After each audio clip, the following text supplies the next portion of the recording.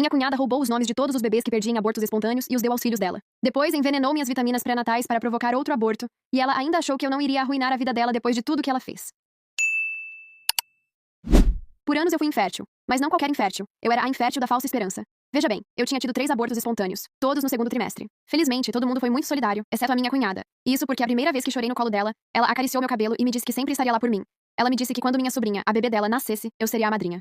Eu até comecei a considerá-la como uma das minhas amigas mais próximas. Avançando 2 semanas para o chá de bebê dela, foi lá que ela anunciou o nome da bebê.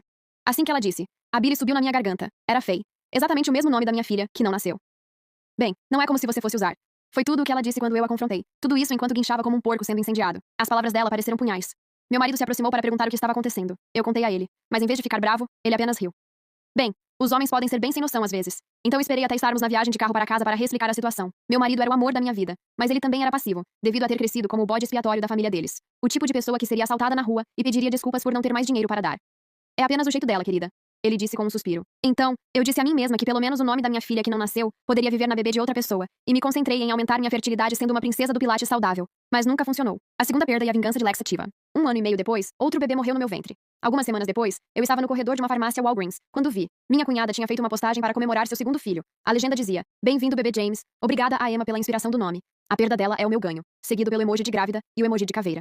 Na época em que ela roubou o nome do meu terceiro aborto espontâneo, Charlotte, eu já estava dormente. Ela me mandava fotos do berçário com legendas como, aposto que você queria que isso pudesse ser para a sua Charlotte. Meu marido ainda a defendia, dizendo que eu estava sendo muito sensível sobre apenas nomes e fotografia. Depois de 4 anos eu parei de ter esperança de ter um filho. Sarah estava grávida de seu 4º filho e fazia piadas nos jantares de família sobre qual nome ela deveria roubar a seguir. Todo mundo ria. Todo mundo exceto eu.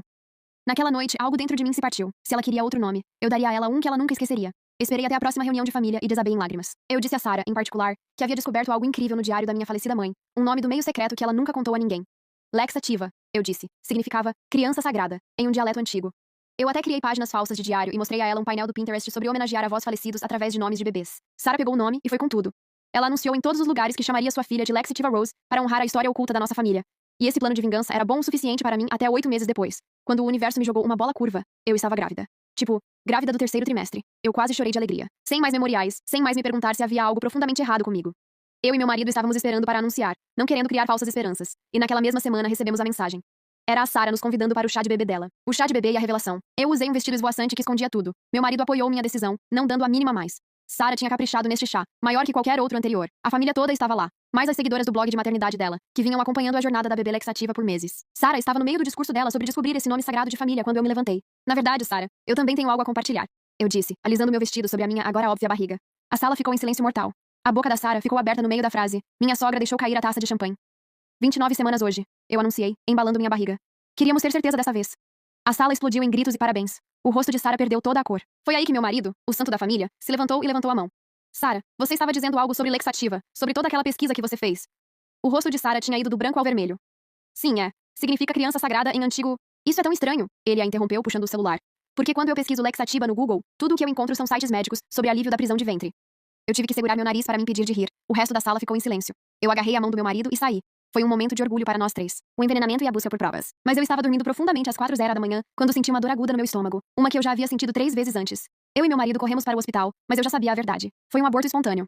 Acontece que uma das minhas gomas de vitaminas pré-natais noturnas havia sido trocada por algo que foi fatal para o meu bebê. Eu instantaneamente soube que a Sarah estava por trás disso. Eu não consegui dormir por dias depois daquilo. Toda vez que eu fechava os olhos eu via o rosto presunçoso da Sarah naquele chá de bebê. A polícia disse que não podia provar nada sobre as vitaminas. O frasco havia misteriosamente desaparecido do nosso banheiro, e o hospital não conseguiu detectar qual substância específica havia causado o aborto. Meu marido finalmente parou de defender a irmã dele. Ele sentou na nossa cama segurando o frasco vazio de vitaminas que havíamos encontrado escondido na nossa lata de lixo lá fora. A mão dele tremia enquanto ele virava e revirava o frasco. Sarah esteve na nossa casa apenas 2 dias antes de acontecer, alegando que queria ajudar a organizar o berçário. Comecei a documentar tudo. Cada mensagem de texto, cada postagem em rede social, cada comentário cruel que Sarah tinha feito ao longo dos anos. Meu laptop se tornou meu companheiro constante enquanto eu juntava um padrão que eu estive muito magoada para ver antes. 3 semanas depois de perder nosso bebê, eu descobri algo que fez meu sangue gelar. A melhor amiga de Sarah, Catherine, trabalhava na farmácia onde eu comprava todas as minhas receitas. Eu me lembrei de vê-las rindo juntas em reuniões de família. Catherine sempre fazendo perguntas intrusivas sobre meus tratamentos de fertilidade. Eu dirigi até a farmácia durante o turno da Catherine. Ela me viu chegando e tentou se esconder nos fundos, mas eu a encurralei perto do corredor de vitaminas. O rosto dela ficou branco quando mencionei as vitaminas pré-natais. Eu não sei do que você está falando, ela gaguejou, mas as mãos dela tremiam enquanto ela arrumava frascos na prateleira. A campanha de difamação e a luta no jantar. Naquela noite, Sarah postou em seu blog de maternidade sobre membros tóxicos da família que fazem falsas acusações. Em poucas horas, as seguidoras dela estavam inundando minhas redes sociais com mensagens de ódio. Meu telefone vibrava sem parar com notificações me chamando de ciumenta, delirante, em busca de atenção. Meu marido excluiu as contas dele nas redes sociais depois que as seguidoras da própria irmã começaram a atacá-lo também. Sentamos na nossa sala de estar, cortinas fechadas, sentindo como se estivéssemos sob cerco. Ele não parava de pedir desculpas por não ter acreditado em mim antes, por todos os anos que ele deixou o comportamento da Sarah passar em branco. O próximo jantar de família foi na casa da Sarah. Quase não fomos, mas minha sogra ligou para o meu marido chorando, implorando para que não deixássemos esse mal-entendido bobo destruir a família. Contra meu melhor julgamento, fomos. Sarah tinha posicionado estrategicamente o berço da bebê laxativa bem no centro da sala de jantar. Toda vez que eu levantava os olhos do meu prato, eu via aquele nome bordado no cobertor. Sarah continuou fazendo comentários sobre como algumas pessoas não conseguiam lidar com a felicidade alheia. Durante o jantar, Sarah pediu licença para alimentar a bebê. O laptop dela estava aberto no balcão da cozinha, a tela ainda brilhando. Não sei o que me possuiu, mas me vi caminhando em direção a ele, fingindo ir pegar mais água. O navegador estava aberto no e-mail dela. Meu coração disparou quando vi assuntos sobre fertilidade, ervas e remédios naturais para aborto espontâneo. Eu rapidamente peguei meu celular, as mãos tremendo enquanto eu tirava foto após foto da tela. O que você está fazendo? A voz de Sarah cortou o ar como uma faca. Eu me virei, o telefone ainda na mão.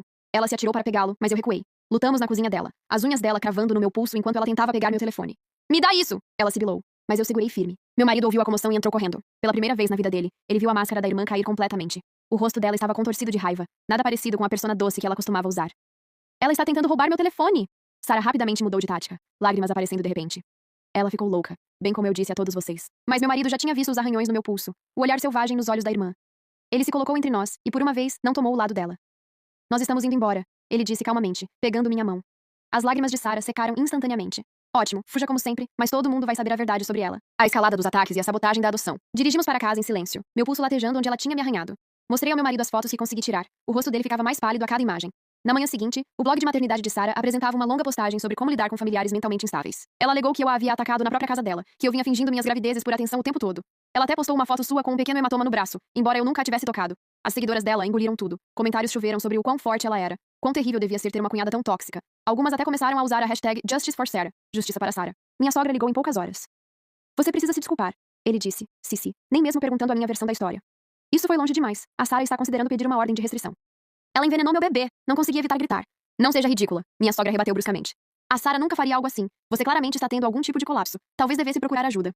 Meu marido pegou o telefone de mim. Mãe, você não viu o que aconteceu. A Sarah atacou a Emma, não o contrário. Ah, por favor, a mãe dele zombou. Você sempre toma o partido dela. Agora a Sarah me enviou as imagens de segurança da cozinha dela. Mostra claramente a Emma fuçando no computador pessoal dela. Meu coração afundou. Claro, Sarah tinha editado a filmagem para excluir a nossa luta, para me fazer parecer a agressora. Meu marido discutiu com a mãe por mais alguns minutos, antes de desligar em frustração. Nos dias seguintes, a situação escalou além de qualquer coisa que eu pudesse imaginar. Sarah apresentou uma denúncia no Conselho Tutelar, Child Protective Services, alegando que eu era mentalmente instável e não deveria ser autorizada a adotar crianças. Ela tinha descoberto que havíamos iniciado o processo de adoção meses atrás, antes da nossa última gravidez. A assistente social que veio à nossa casa foi profissional, mas claramente influenciada pelas preocupações que haviam sido levantadas. Aparentemente, as seguidoras do blog de Sarah estavam ligando para a agência de adoção, enviando e-mails sobre meu comportamento perigoso. Recebemos mais de 50 reclamações. A assistente social explicou folheando a pasta. Embora tenhamos que investigar todas as alegações, quero que saibam que campanhas organizadas como essa geralmente indicam que alguém tem uma agenda. Fornecemos referências de caráter, registros médicos mostrando que minha saúde mental estava bem, tudo o que pudemos pensar, mas o estrago estava feito. A agência de adoção suspendeu nossa inscrição, aguardando a investigação. Eu solucei nos braços do meu marido naquela noite. Sarah não tinha apenas roubado os nomes dos meus bebês, ela estava tentando roubar qualquer chance que eu tinha de ser mãe. Na manhã seguinte veio um novo inferno. Sarah havia postado capturas de tela de mim, bisbilhotando no laptop dela, cortando convenientemente tudo que mostrava a pesquisa dela sobre ervas indutoras de aborto. As seguidoras dela estavam me chamando de criminosa, exigindo que eu fosse presa por invasão de privacidade. Meu marido e eu sentamos na mesa da cozinha, cercados por e-mails impressos da agência de adoção. Cada um detalhava outro cidadão preocupado, que havia contatado a agência sobre minha suposta instabilidade mental. A linguagem era assustadoramente semelhante em dezenas de mensagens, claramente coordenadas. A confissão de Catherine e o roubo de identidade. Catherine me ligou naquela tarde. A voz dela tremia enquanto ela sussurrava no telefone. Me encontre no parque da Rua Elm. Venha sozinha, preciso te contar uma coisa. Meu marido queria ir comigo, mas eu sabia que Catherine fugiria se o visse. Encontrei-a sentada num banco perto do parquinho, observando nervosamente as mães empurrarem os filhos nos balanços. Eu não consigo mais fazer isso, ela disse assim que me sentei. A Sarah foi longe demais. As vitaminas, ela me obrigou a trocá-las. Disse que eram apenas ervas inofensivas para ajudar com a sua ansiedade. Minhas mãos se fecharam em punhos. Você sabia o que elas eram. Os olhos de Catherine se encheram de lágrimas.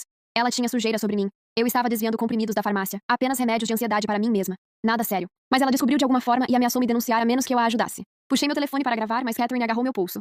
Sem gravações. Eu negarei tudo se você tentar usar isso contra mim. Eu queria que você soubesse que sinto muito. E para te avisar, ela não terminou.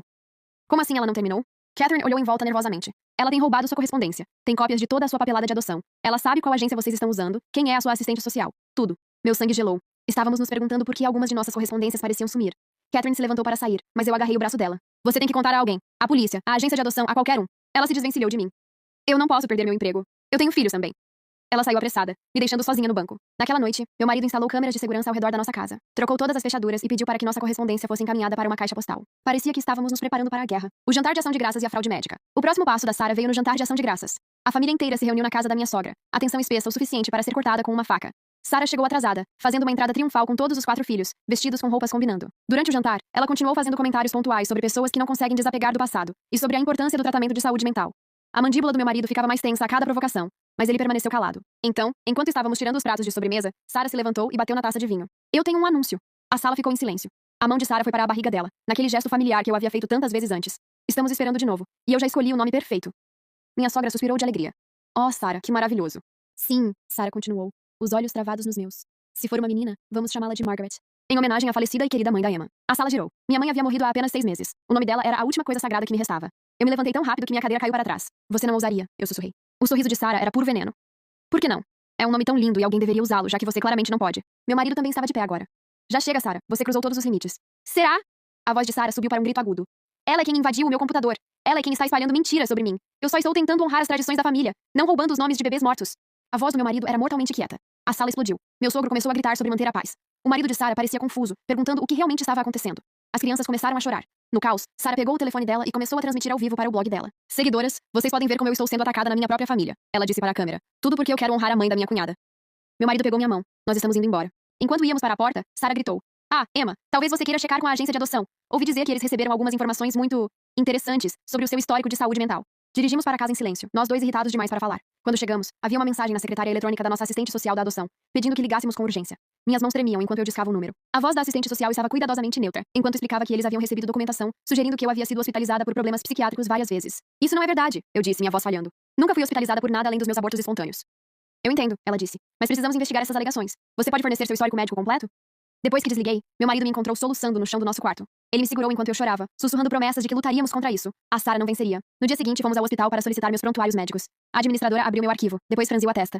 Isso é estranho. Há entradas aqui que eu não reconheço. Meu coração afundou quando ela nos mostrou a tela. Alguém havia adicionado internações psiquiátricas falsas aos meus registros eletrônicos, completas com diagnósticos de transtorno delirante e mentira patológica. Isso é fraude, a administradora disse. Precisaremos investigar como alguém acessou nosso sistema. Levou 2 semanas para que as entradas falsas fossem removidas e documentadas como fraudulentas. Durante esse tempo, Sarah intensificou sua campanha. Ela criou contas falsas nas redes sociais em meu nome, postando discursos desequilibrados sobre querer roubar os bebês de outras pessoas. Ela enviou denúncias anônimas ao meu empregador sobre minha instabilidade mental. Meu marido começou a gravar tudo. Ele comprou uma pequena câmera que usava na camisa, documentando cada interação com a família dele. A mãe dele o chamou de paranoico, mas ele não se importou mais. As testemunhas inesperadas e a confissão do banheiro. O avanço veio de uma fonte inesperada. A filha mais velha de Sarah, Faye, agora com 8 anos, ligou para nossa casa uma noite quando os pais dela tinham saído. Tia Emma, a vozinha dela disse. Preciso te contar uma coisa. A mamãe nos obriga a mentir sobre você. Meu marido rapidamente começou a gravar, enquanto Faye explicava como a mãe a obrigava, junto com os irmãos, a dizer às pessoas que eu era malvada com eles, que eu os assustava, que eu dizia coisas ruins sobre a família deles. Ela pratica com a gente, disse Faye. Nos faz repetir as mentiras até falarmos direito. Eu não quero mais. Você nunca foi malvada com a gente. Salvamos a gravação, adicionando-a à nossa crescente pilha de evidências. Mas a Sarah deve ter descoberto sobre a ligação de Faye, porque no dia seguinte ela postou sobre como eu estava manipulando crianças inocentes e virando-as contra a mãe. As seguidoras dela estavam raivosas, enviando ameaças de morte para minhas contas nas redes sociais. Alguém postou o endereço do meu trabalho e manifestantes apareceram no meu escritório com cartazes me chamando de assassina de bebês e predadora de crianças. Meu chefe me chamou na sala dele. Eu sei que isso é pessoal, ele disse, mas está afetando a empresa. Talvez você devesse tirar um tempo de folga até que isso passe. Eu fui efetivamente suspensa do meu trabalho. Sarah havia conseguido destruir minha reputação, minhas perspectivas de carreira e minha chance de adoção. Mas ela ainda não estava satisfeita. 2 semanas depois, a avó do meu marido comemorou seu aniversário de 90 anos. Debatemos não ir, mas a avó dele sempre tinha sido gentil comigo, e eu não queria decepcioná-la. A festa foi num restaurante, terreno neutro que pensamos que seria seguro. Sarah chegou atrasada como sempre, garantindo que todos os olhos estivessem nela. Ela mandava beijos no ar para os parentes e se gabava da gravidez, agora aparecendo de forma proeminente. Durante o corte do bolo, pedi licença para usar o banheiro. Sarah me seguiu, checando as cabines para ter certeza de que estávamos sozinhas, antes de se virar para me encarar. Você deveria simplesmente desistir, ela disse em tom de conversa, aplicando batom no espelho. Você nunca vai ser mãe. A agência de adoção já rejeitou sua inscrição. Ah, não sabia? Eu tenho uma amiga que trabalha lá. Fiquei em silêncio lembrando que a câmera do meu marido, que estava gravando tudo, ficou com ele. Eu continuei o silêncio. Sick. A narrativa dá a entender que ela ficou em silêncio, e a cunhada interpretou isso como derrota. Ela interpretando meu silêncio como derrota. Foi tão fácil, na verdade. A Catherine, na farmácia, meu amigo no hospital que ajudou com seus registros médicos, a assistente social que me devia um favor. Você nunca teve chance. Por quê? Eu finalmente perguntei. O que eu te fiz? O reflexo de Sarah sorriu para mim. Você se casou com ele. Você tirou meu irmão de mim. Ele deveria me colocar sempre em primeiro lugar. E então você apareceu com sua história triste de fertilidade, e de repente ele se importava mais com você do que comigo. Então você desviveu, matou ou causou o aborto dos meus bebês? Sarah riu. Eu não desvivi nada. Você fez isso tudo sozinha. Eu apenas ajudei a natureza com o último. Considere um favor. Você claramente não nasceu para ser mãe. Eu saí do banheiro sem dizer mais nenhuma palavra, meu coração disparado. Finalmente tínhamos a confissão dela gravada. Ela parece ter usado o celular ou algum gravador. A história tem um salto aqui, mas vamos seguir o texto. Mas quando meu marido checou a câmera naquela noite, a bateria tinha morrido misteriosamente pouco antes de Sarah me seguir no banheiro. Não tínhamos nada. O diário e o confronto final com a família. O próximo golpe veio do marido da Sarah, que ligou para o meu marido pedindo para se encontrarem em particular. Assumimos que ele ia nos ameaçar, mas em vez disso, ele parecia exausto e derrotado. Eu encontrei o diário dela, ele disse, deslizando um caderno de couro pela mesa. Eu não estava bisbilhotando. Caiu da bolsa dela. Eu acho que você precisa ver isso. O diário era da Sarah e era condenatório. Página após página detalhava os planos dela para me destruir, a alegria dela a cada aborto espontâneo, a coordenação dela com Catherine e outros para sabotar minha vida. Mas o mais perturbador eram as entradas sobre outros familiares que ela havia alvejado ao longo dos anos. Ela envenenou o gato da sogra porque a mulher havia sugerido que ela esperasse para ter filhos. Ela tinha sabotado o casamento da prima dormindo com o noivo. Ela tinha feito a colega de quarto da faculdade ser expulsa plantando substâncias no quarto do dormitório. Eu não sei com quem eu casei, o marido da Sarah disse, a voz embargada. As crianças? Eu estou entrando com o pedido de divórcio. Eu vou testemunhar sobre o que eu encontrei se vocês precisarem. Fotocopiamos cada página do diário antes de devolvê-lo. Finalmente tínhamos evidências reais. Mas Sarah atacou primeiro na manhã seguinte. A polícia apareceu na nossa porta com um mandado. Alguém tinha denunciado que estávamos traficando substâncias e precisavam fazer uma busca na nossa casa. Meu marido e eu ficamos na nossa sala de estar assistindo os policiais destruírem nossa vida cuidadosamente reconstruída. Eles não encontraram nada, é claro. Mas o estrago estava feito. Nossos vizinhos assistiram de suas janelas enquanto carros de polícia alinhavam nossa rua. Depois que a polícia saiu, encontramos um bilhete escondido sob nosso capacho. Era a caligrafia da Sarah. Parem agora ou na próxima vez eles vão encontrar alguma coisa. Naquela noite, meu marido e eu tomamos uma decisão. Levaríamos tudo o que tínhamos para a família. Forçá-los a ver a verdade sobre a Sarah de uma vez por todas. Convocamos uma reunião de família na casa da minha sogra e dissemos que tínhamos notícias importantes a compartilhar. Sarah chegou com um ar presunçoso, provavelmente achando que iríamos anunciar nossa rendição. Em vez disso, meu marido conectou o laptop à TV e começou a apresentar nossas evidências. Entradas de diário, as fotos do computador da Sarah, o depoimento do marido dela, até mesmo a confissão gravada de Faye sobre ser forçada a mentir. A sala ficou em silêncio conforme as evidências se acumulavam. O rosto de Sarah passou de presunçoso a em pânico, e depois a furioso. Quando mostramos a entrada do diário sobre ela envenenando o gato, minha sogra suspirou. O Whiskers não simplesmente morreu, ela sussurrou. Sarah pulou de pé. Isso é tudo falso! Eles estão tentando me incriminar porque têm inveja da minha família perfeita! Mas o marido dela se levantou também. É verdade, tudo isso. Eu vi o diário original. Sarah, você precisa de ajuda. A represa se rompeu.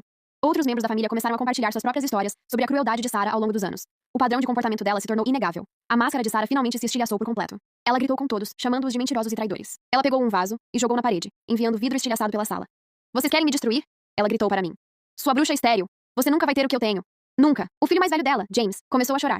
Mãe, para. Você está nos assustando. Mas Sarah estava além da razão. Ela se jogou sobre mim, e dessa vez, eu não recuei. Meu marido e o dela tiveram que nos separar enquanto ela arranhava meu rosto, gritando obscenidades. Eu deveria ter usado algo mais forte naquelas vitaminas, ela gritou. Eu deveria ter garantido que você nunca pudesse sequer tentar de novo. A sala ficou completamente imóvel. Até a Sarah pareceu perceber o que ela tinha acabado de admitir. A voz do meu sogro foi fria. Saia da minha casa. Não volte mais. Sarah olhou ao redor da sala para sua família, seus filhos, seu marido. Todos eles estavam olhando para ela com horror e desgosto. Tudo bem, ela cuspiu. Mas eu vou levar meus filhos. Não, o marido dela disse com firmeza. Você não vai. Crianças, venham cá. Todas as 4 crianças correram para o pai, até mesmo a bebê laxativa nos braços da Faye. Sarah ficou sozinha no centro da sala, finalmente vendo as consequências das suas ações. Ela saiu sem dizer mais uma palavra, batendo a porta atrás dela. A família sentou em silêncio atordoado por um momento antes da minha sogra começar a chorar.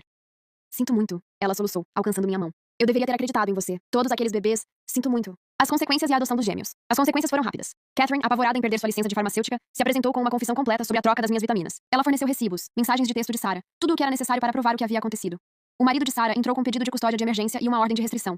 Os papéis do divórcio citavam o diário dela como evidência de ela ser uma mãe inapta. Ele também compartilhou que havia encontrado pesquisas no computador dela sobre como induzir abortos espontâneos, datando de anos. O blog de maternidade da Sarah implodiu quando alguém vazou trechos do diário dela para os seguidores. A mulher que havia construído sua marca em cima de ser a mãe perfeita foi exposta como uma sociopata calculista que havia envenenado familiares e sabotado gravidezes. Em questão de dias ela perdeu tudo: o marido, os filhos, a família, os seguidores online. A agência de adoção ligou para pedir desculpas e reativar nossa inscrição, observando que as falsas denúncias, na verdade, fortaleceriam o nosso caso por mostrar que conseguíamos lidar com adversidades. 3 meses depois, meu marido e eu estávamos em um tribunal, finalizando a adoção de gêmeos recém-nascidos. Nós os chamamos de Charlotte e James, recuperando os nomes que Sarah havia roubado. Enquanto assinávamos os papéis, pensei sobre a longa jornada que havia nos trazido até aqui. Sarah estava enfrentando acusações criminais por adulteração de vitaminas, embora o advogado dela estivesse pressionando por um acordo envolvendo tratamento de saúde mental em vez de prisão. Os filhos dela estavam prosperando com o pai, finalmente livres da influência tóxica da mãe. Eles começaram a me chamar de tia Emma novamente, e Faye tinha perguntado se poderia ajudar a ser babá dos gêmeos quando fossem mais velhos. Eu quero ser uma boa prima mais velha, ela tinha dito. Não como a minha mãe era como irmã. Enquanto dirigíamos para casa com nossos bebês, meu marido esticou a mão e apertou a minha. Tínhamos sobrevivido à campanha de terror de Sarah, e de alguma forma havíamos saído mais fortes. Os gêmeos balbuciavam nas cadeirinhas do carro, e eu sorria através das lágrimas. Sarah havia tentado roubar tudo de mim, mas no final, ela havia roubado apenas de si mesma. Eu tinha a minha família, meus bebês, minha vida de volta. E a Sarah? Ela teve exatamente o que ela sempre deu aos outros. Nada além das consequências da própria crueldade. A cerimônia de adoção no tribunal terminou ao meio-dia. Às 12h30, a Sarah já estava causando problemas. Meu marido a avistou primeiro, parada do outro lado da rua das escadarias do tribunal, onde estávamos tirando fotos com Charlotte e James. Ela usava óculos de sol grandes e um boné de beisebol, mas a postura rígida a denunciava. Não olhe, ele sussurrou, se movendo para bloquear a visão que ela tinha dos gêmeos. O fotógrafo percebeu nossa atenção e sugeriu que fôssemos para o jardim do tribunal. Enquanto nos afastávamos, ouvi passos rápidos atrás de nós. Sarah havia atravessado a rua. Esses deveriam ter sido os meus nomes para dar, ela gritou. A segurança a interceptou antes que ela chegasse perto. Nós os observamos escoltá-la para longe, enquanto ela gritava sobre seus direitos como tia. Os gêmeos dormiram durante tudo isso, alheios ao drama em torno do primeiro dia oficial deles como nossos. Naquela tarde, descobrimos que a Sarah havia estado mais ocupada do que pensávamos. Nosso anúncio de adoção nas redes sociais postado pela minha sogra, com a nossa permissão, havia sido printado e repostado no novo blog da Sarah, com comentários sobre ladrões de bebês e ladrões de nomes. Catherine me mandou uma mensagem de aviso. Sarah havia estado na farmácia naquela manhã, fazendo perguntas estranhas sobre medicamentos infantis e alergias. Catherine tinha se recusado a dar qualquer informação e alertou o gerente, mas o encontro deixou todo mundo apreensivo. Instalamos uma câmera na campainha naquela noite. Meu marido também mudou nossa pediatra para uma do outro lado da cidade, só por segurança. Os gêmeos precisavam do primeiro check-up na semana seguinte, e não íamos arriscar. O cerco de Sarah e a prisão. O marido de Sarah ligou no dia seguinte com notícias perturbadoras. Ela tinha invadido a casa dele enquanto as crianças estavam na escola, levando álbuns de fotos e roupas de bebê. Ela também tinha deixado um bilhete exigindo visitas com os filhos. A ordem de restrição cobre as crianças também, ele nos garantiu. Mas ela está ficando desesperada. Tem ficado com diferentes amigos, dizendo a eles que todos vocês se voltaram contra ela sem motivo. 3 dias depois, Sarah apareceu no local de trabalho do meu marido. Ela havia esperado na garagem, abordando-o enquanto ele caminhava para o carro. Meu marido imediatamente começou a gravar no telefone. Você envenenou todo mundo contra mim, ela disse, bloqueando o caminho dele. Até meus próprios filhos não falam comigo. Meu marido tentou dar a volta, mas ela se moveu com ele. Sarah, você precisa ir embora. Você está violando a ordem de restrição. Aquele pedaço de papel não significa nada. Você é meu irmão. Você deveria me proteger, não me destruir. Você se destruiu, ele disse em voz baixa. O rosto de Sarah se contorceu. Ela agarrou o telefone dele e atirou contra a parede de concreto. Estilhaçou no impacto. E então, ela correu para o carro e foi embora antes que a segurança chegasse. O telefone quebrado significava que tínhamos perdido aquela gravação, mas as câmeras da garagem pegaram tudo. Meu marido registrou um boletim de ocorrência e um mandado de prisão foi emitido para Sarah. Ela evadiu a polícia por uma semana. Durante esse tempo, ela criou dezenas de perfis falsos nas redes sociais, inundando nossas contas e as páginas do nosso empregador com acusações. Ela alegava que havíamos roubado os filhos dela, arruinado o casamento dela e plantado provas contra ela. Um perfil em particular se destacava. Usava fotos de Charlotte e James no tribunal, editadas para incluir a Sarah segurando-os. As legendas alegavam que eles eram os gêmeos dela que nós tínhamos sequestrado. Muitas das antigas seguidoras do blog dela, ainda leais apesar de tudo, compartilharam as postagens. Meu chefe me chamou de volta à sua sala. Eu sei que isso não é culpa sua, ele disse, deslizando uma impressão da tela pela mesa. Mas o RH está preocupado. Essas acusações de sequestro, mesmo sendo falsas, elas estão afetando o nosso ambiente de trabalho. Eu encarei a foto fabricada da Sarah com nossos gêmeos. O que você está dizendo? Tire uma licença prolongada, remunerada. Deixe essa situação se resolver. Depois, reavaliaremos. Eu limpei minha mesa naquela tarde, tentando não chorar. Sarah agora tinha me custado meu emprego ativo, junto com todo o resto. Naquela noite, Faye ligou de novo. A voz era apenas um sussurro. Tia Emma, a mãe está aqui. Ela está lá fora na casa do papai. Fica me mandando mensagens para deixá-la entrar. Meu marido imediatamente ligou para o cunhado enquanto eu ficava na linha com a Faye. Podíamos ouvir a Sarah esmurrando a porta, gritando pelos filhos. Ela diz que tem vitaminas novas para o bebê. Faye sussurrou. Especiais para deixá-la inteligente como ela. Meu sangue gelou. Faye, não abra essa porta. Fique longe das janelas. A polícia chegou em minutos. Ouvimos pelo telefone enquanto eles prendiam a Sarah. Ela gritou o tempo todo sobre os direitos dela como mãe, como todos nós tínhamos conspirado contra ela, como ela só queria dar vitaminas para a bebê. Eles encontraram um frasco de pílulas sem rótulo na bolsa dela. Sarah passou 2 noites na cadeia antes de pagar fiança. O advogado dela argumentou que ela estava tendo uma crise de saúde mental e precisava de tratamento, não encarceramento. O juiz concordou com a fiança sob condições. Ela teve que usar uma tornozeleira eletrônica e ficar longe de todos os familiares. As pílulas testaram positivo para um sedativo leve. Nada imediatamente perigoso, mas completamente inapropriado para um bebê. Foi o suficiente para adicionar tentativa de colocar a criança em perigo às suas acusações. A queda lenta e o julgamento de Sarah. As antigas amigas da Sarah começaram a se distanciar à medida que mais verdades emergiam. Uma delas, uma mulher chamada Patrícia que estava brigando a Sarah, me ligou diretamente. Me desculpe, Patrícia disse. Eu acreditei nas histórias dela sobre vocês. Mas aí eu a peguei no meu armário de remédios às 3 da manhã, mexendo nas minhas receitas. Quando a confrontei, ela disse que estava só procurando aspirina, mas você não acreditou nela, eu completei. Não, e tem mais. Ela tem usado o meu computador para criar aqueles perfis falsos. Eu tenho capturas de tela de tudo. Patrícia nos enviou dezenas de prints mostrando a atividade de Sarah, criando contas falsas, editando fotos, coordenando campanhas de assédio. Estava tudo lá com marcação de data e hora e inegável. Adicionamos isso à nossa pasta de evidências, que havia ficado grossa o suficiente para encher uma caixa de arquivo. Meu marido organizou tudo cronologicamente, nos preparando para o julgamento criminal. Enquanto isso, focamos na nossa nova vida com os gêmeos. Eles estavam prosperando, ganhando peso e começando a sorrir. Charlotte tinha os olhos do meu marido, enquanto James tinha meu queixo teimoso. Cada marco parecia uma vitória que a Sarah não podia roubar. A agência de adoção ligou para uma visita de acompanhamento. A assistente social que veio era a mesma que tinha investigado as falsas acusações de Sarah. Ela sorriu quando viu o quão bem os gêmeos estavam indo. Quero pedir desculpas novamente pela investigação, ela disse, observando Charlotte apertar meu dedo. Ficou claro agora que aquelas reclamações eram maliciosas. Entendemos que você teve que seguir o protocolo, meu marido disse. Sim, mas quero que saibam que sinalizamos o nome de Sarah em nosso sistema. Se ela tentar adotar ou interferir em outra adoção, saberemos imediatamente. Era um pequeno conforto, mas aceitaríamos qualquer proteção que pudéssemos conseguir. O próximo movimento de Sarah veio através do advogado dela. Ela estava processando por direitos de avó, alegando que nós a estávamos alienando de seu relacionamento de direito com os gêmeos. O processo era infundado. Ela não era a avó biológica deles e não tinha legitimidade legal. Mas nós ainda tínhamos que responder. Nosso advogado riu quando leu a ação. Ela está se agarrando a qualquer coisa. Nenhum juiz vai sequer ouvir este caso. Ele estava certo. O processo foi arquivado em uma semana. Mas Sarah não parou por aí. Ela começou a aparecer em lugares onde sabia que estaríamos. O supermercado, o parque, o consultório do pediatra. Sempre ficando longe o suficiente para não violar a exigência de distância da ordem de restrição, mas perto o suficiente para fazer sua presença ser notada. Uma tarde no parque, ela sentou num banco a 15 metros de distância, nos encarando o tempo todo. Outros pais notaram e afastaram seus filhos dela. Quando uma mãe preocupada perguntou se nós a conhecíamos, eu simplesmente disse que era alguém contra quem tínhamos uma ordem de restrição. A notícia se espalhou rapidamente pelo parquinho. A Sarah deve ter percebido que suas táticas não estavam funcionando, porque mudou a abordagem. Ela começou a enviar cartas para nossa casa através do advogado dela, alegando que queria se reconciliar. Cada carta continha ameaças sutis embrulhadas em linguagem de perdão e cura familiar. Eu perdoo vocês por virarem a minha família contra mim, uma carta dizia. Estou disposta a esquecer as mentiras que vocês espalharam, se vocês apenas me deixarem fazer parte da vida dos gêmeos. Eles precisam da tia deles. Não me façam provar o quanto. Demos cada carta ao nosso advogado e ao detetive da polícia que cuidava do caso dela, que nos disse que estavam construindo um caso forte de assédio no topo das acusações existentes. Catherine nos contatou de novo, desta vez com mais informações. A Sarah tem me mandado mensagens de diferentes números, ela disse, me oferecendo dinheiro para conseguir informações sobre as suas receitas. Eu já bloqueei todos os números, mas eles continuam chegando. Ela nos encaminhou as capturas de tela. Sarah estava oferecendo quantias cada vez maiores, dinheiro que sabíamos que ela não tinha, já que o marido havia congelado as contas conjuntas durante o divórcio. O processo de divórcio estava avançando rapidamente. O marido da Sarah havia recebido a guarda total, e a Sarah só tinha permissão para visitas supervisionadas em uma instalação nomeada pelo tribunal. De acordo com ele, ela tinha aparecido para exatamente uma visita. Passou o tempo todo dizendo às crianças como todo mundo estava mentindo sobre ela, e não voltou mais. As crianças estão em terapia. Ele nos contou num encontro para tomar café. A Faye, especialmente. Ela se sente culpada por ter contado a vocês sobre as mentiras. Eu continuo explicando que ela fez a coisa certa. Garantimos a ele que ficaríamos felizes em conversar com a Faye a qualquer momento que ela precisasse de apoio. A pobre garota carregou o peso da manipulação da mãe por anos. 2 meses depois da adoção, Sarah cometeu o seu maior erro até então. Ela conseguiu ser contratada em uma creche na cidade vizinha usando seu nome de solteira, e de alguma forma, passando pela verificação de antecedentes antes que as acusações fossem totalmente processadas. Nós só descobrimos porque outra mãe a reconheceu do drama do blog de maternidade e alertou a administração da creche. Eles a demitiram imediatamente e relataram um incidente ao conselho tutelar. Essa violação, de trabalhar com crianças enquanto estava sob investigação por colocá-las em perigo, adicionou mais uma acusação à sua crescente lista. O advogado a abandonou como cliente, citando diferenças irreconciliáveis na estratégia jurídica. Sarah representou a si mesma na audiência seguinte. Ela apareceu num terno mal ajustado, cabelo sem lavar, olheiras fundas nos olhos. Ela divagou por 20 minutos sobre teorias da conspiração e traição familiar antes de o juiz cortá-la. Senhorita Sarah, o juiz disse severamente. Você precisa de representação legal adequada. Estou nomeando um defensor público para você. Eu não preciso de ajuda. Sarah insistiu. Eu só preciso que as pessoas ouçam a verdade. A verdade de acordo com quem? Perguntou o juiz. De acordo comigo, eu sou a vítima aqui. O juiz agendou outra audiência e ordenou que a Sarah passasse por uma avaliação psiquiátrica. Ela saiu furiosa do tribunal gritando sobre injustiça. No estacionamento, ela nos confrontou novamente. Dessa vez, meu marido e eu estávamos prontos. Nós dois tínhamos nossos celulares gravando enquanto ela se aproximava.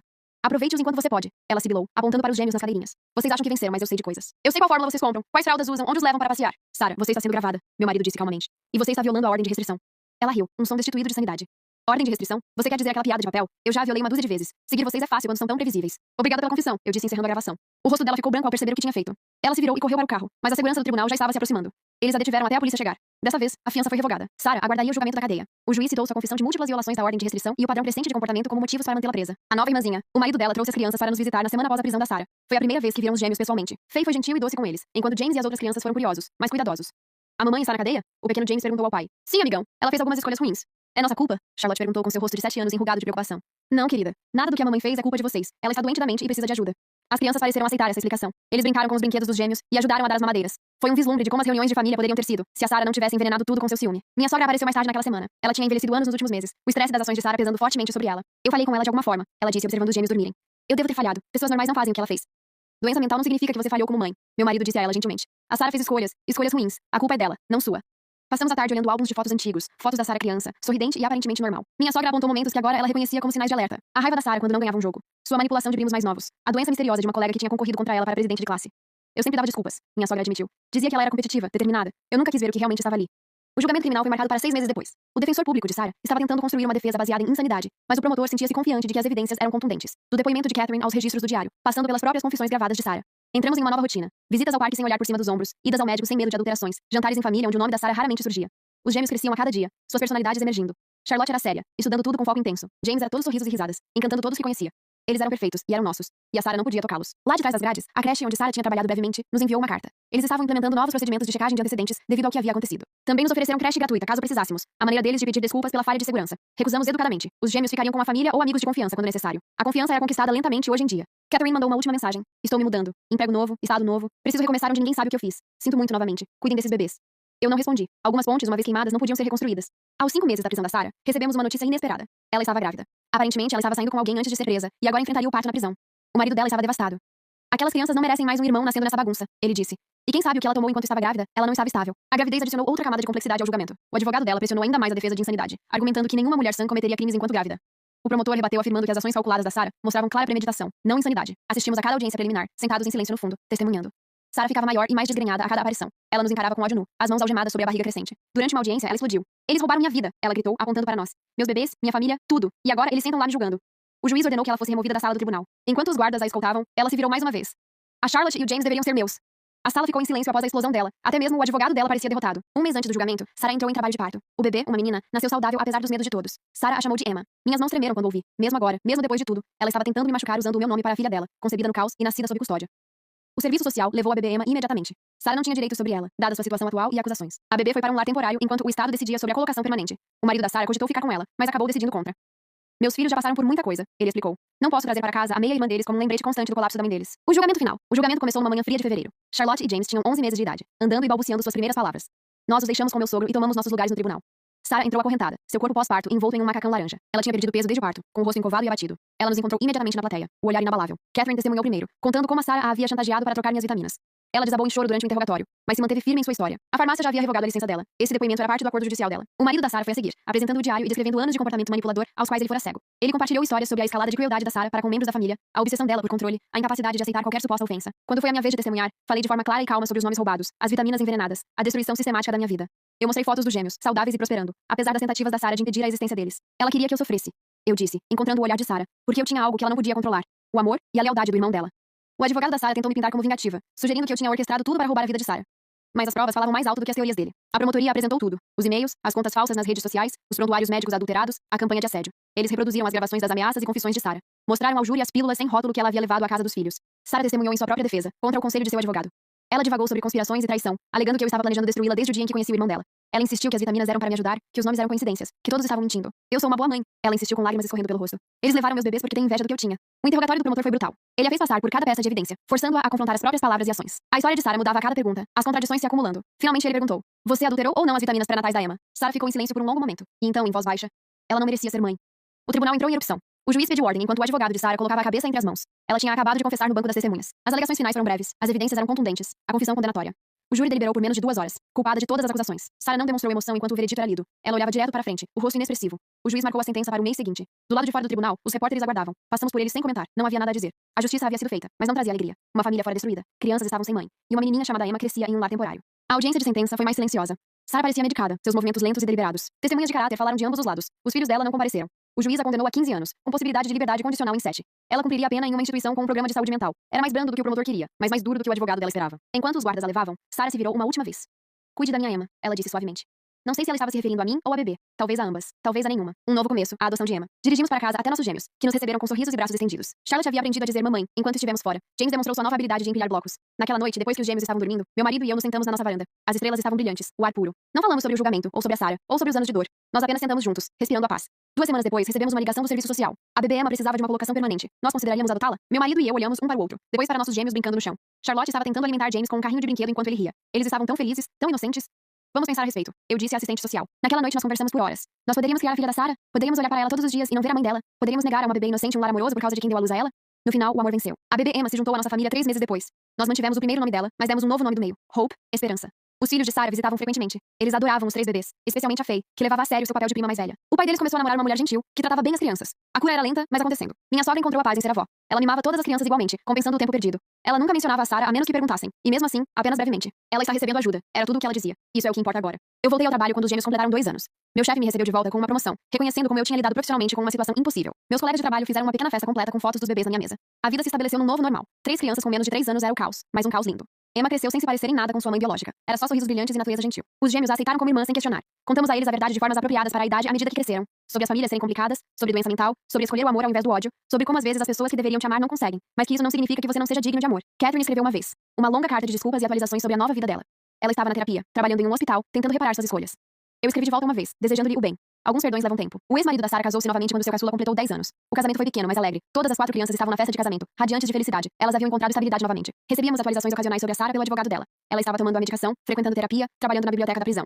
Tinha encontrado a religião, depois a perdido, e depois a encontrado de novo. Ela escreveu cartas aos filhos que o ex-marido guardou sem abrir, esperando que eles decidissem se gostariam de ler algum dia. Ela nunca nos escreveu. Somos gratos por isso. No 5º aniversário dos gêmeos, demos uma grande festa. Todos os primos vieram, além de amigos da escola e vizinhos. Faye, agora uma adolescente, ajudou a organizar as brincadeiras. Os outros filhos de Sarah cantaram parabéns com alegria genuína. A bebê Emma, agora com 3 anos, tentou apagar as velas dos irmãos, e Charlotte a impediu gentilmente enquanto James ria. Eles eram tão pacientes com a irmãzinha, protetores e amorosos. A avó do meu marido, agora com 95 anos, sentava na cadeira de rodas sorrindo. Ela tinha vivido para ver a família se curar das fraturas que a Sarah causara. Ela segurava a bebê Emma no colo, sussurrando histórias sobre o passado da família. As partes boas. Naquela noite, depois do bolo e dos presentes e de muita agitação, colocamos as 3 crianças exaustas na cama. Charlotte insistiu em mais uma história. James quis carinhos extras. E Emma precisava que seu cobertor especial fosse arrumado perfeitamente. Enquanto eu fechava a porta da Emma, pensei na Sarah e em sua cela.